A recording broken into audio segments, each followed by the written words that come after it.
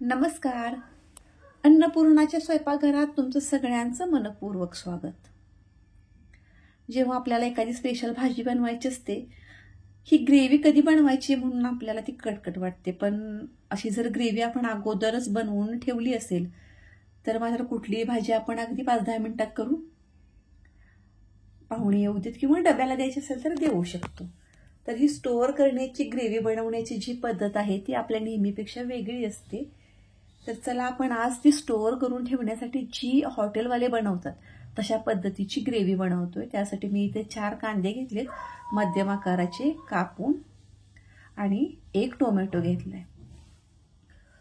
त्याच्यामध्ये मी 1 इंचवर आलं टाकणार आहे कट करून, 1 तमालपत्र आणि हे आहे चक्री फूल, दालचिनीचा 1 इंचवर तुकडा आहे, 4 काळ्या मिरी आहेत आणि थोडंसं धण.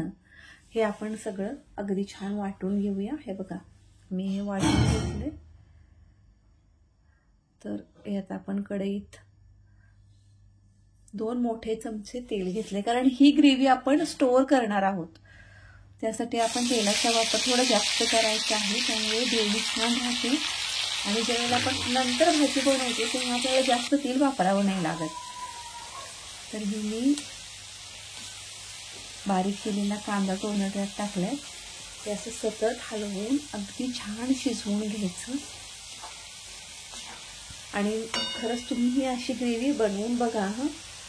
जेव्हा तुम्ही ही ग्रेव्ही बनवून स्टोअर करून ठेवाल आणि अगदी 5 मिनिटात तुमची पनीरची भाजी असो, काजूची भाजी असो, तुमची अन्य काही भाजी असो, जर इतकी पटकन आणि टेस्टी होते की घरचे सुद्धा म्हणतील, अरे वा, इतके लवकर पटकन बनवलं.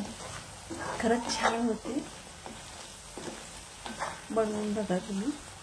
आणि बघा असं हलवायचं, पूर्ण पाण्याचा अंश सगळा यातला निघून गेला पाहिजे, त्याला तेल अगदी सुटलं पाहिजे. साधारण ही बनवायला किमान 15 मिनिटं आपल्याला ही ग्रेव्ही शिजवावी लागते. मला अजूनही वाटत होते की थोडी अजून शिजायला पाहिजे. त्यातलं पाण्याचा अंश पूर्ण हे झाला होता, तरीही मी थोडंसं गरम पाणी टाकलंय.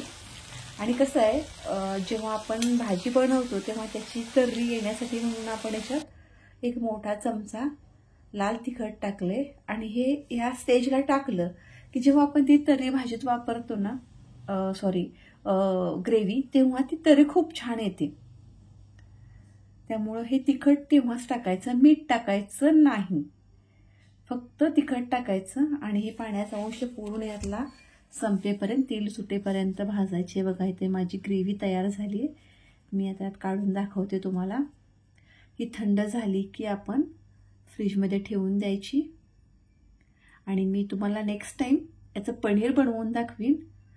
तर बघा कशी छान झाली आहे ना ग्रेव्ही. तुम्हीही बनवून बघा कशी होते, त्याची भाजी कशी होते मला नक्की कमेंटमध्ये सांगा. आणि आपल्या चॅनलला सबस्क्राईब करा आणि लाईक करायला विसरू नका.